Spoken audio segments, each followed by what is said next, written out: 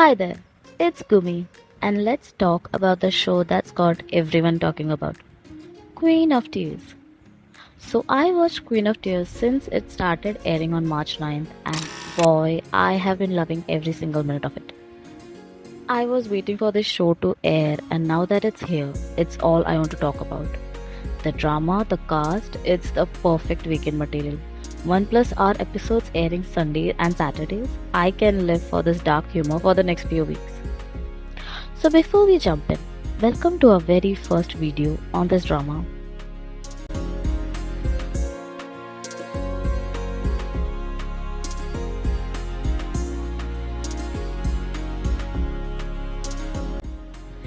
I'll get into the details, that's the good, the okay, and some of the points that concerns me. I was super excited for this show. I couldn't wait for it to be released and to see the drama unfold for several reasons. One of them being the show has Kim So Yoon and Kim Ji Yoon in it. I mean, the perfect dream cast. Having them together in the show is nothing less than a treat for us K-drama fans, and it's no wonder that it has become one of the most awaited cast. Also, I'll watch Kim Ji Yoon in any drama. I liked her since Fight for My Way and Era being one of my favorite broke K-drama girl. I mean, she nailed that role. Second being, it is created by Park Ji-yoon. And honestly, who will be surprised if the show is another hit? I mean, the genius behind Crash Landing on You, My Love from the Stars, the epic legend of the Blue Sea. It has all delivered. And Queen of Tears is definitely going to be an on-screen magic to see. Queen of Tears kicks off with a super cute baby pics of the. Fast forward to the present. We are in the middle of the wedding. The show is not holding back on romance, showering us with more kisses than the whole drama we are used to. In the first 5 minutes is a surprise.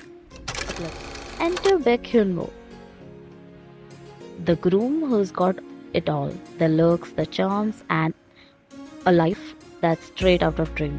He's the kind of guy we can't help but root for.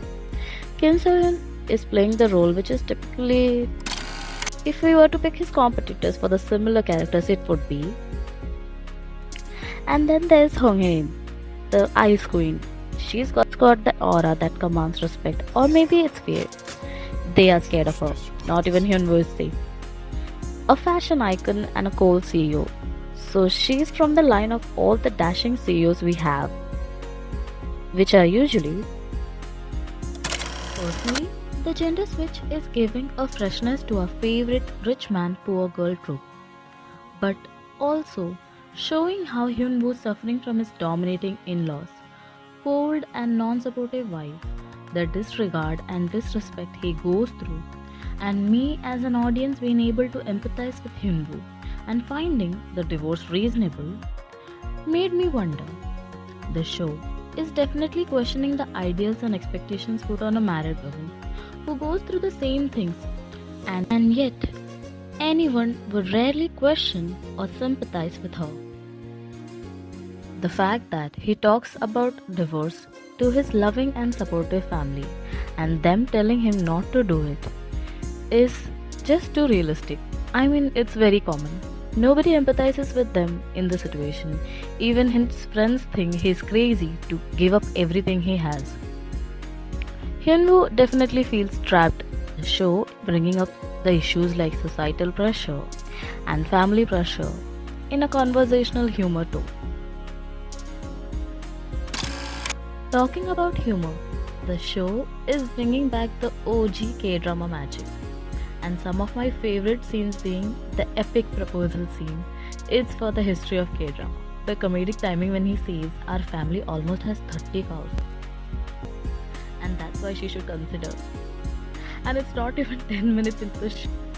What's happening to him is because he's too cute for this world.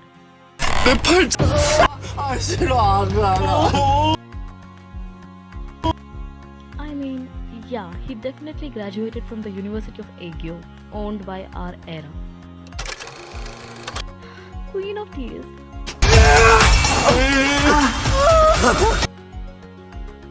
More like King of Tears. and he's the real drama queen here. Also, preparing food for the memorial by all the son-in-laws had me laughing dead. This show is definitely bringing back the OG K-drama fun with it. And when I say tropes, it also has the second lead trope, which I definitely hate because the main lead and second lead fighting for the girl until the last episode is not something I would like to watch again.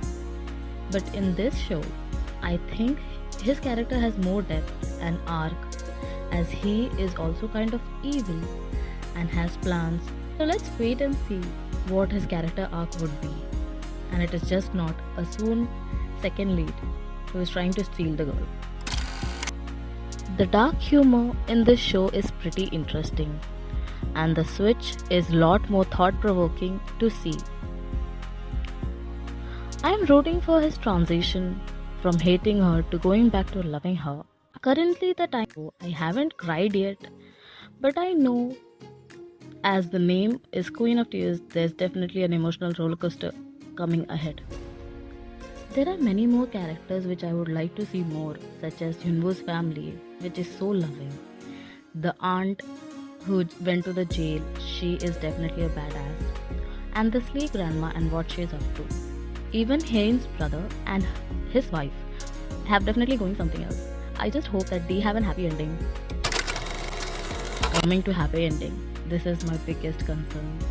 I really want this show to have an happy ending. Looking at the history of K-drama writers and their addiction to bad endings, I am kind of scared. But also, Park Ji-yoon has always delivered happy stories. So I'm just going to hope that this is not going to be a tear ending and not something like she forgets him. We definitely would like a development arc and them falling in love again and everything ending happily. But let's wait and see what happens. And with that comes to an end to the discussion of the story so far.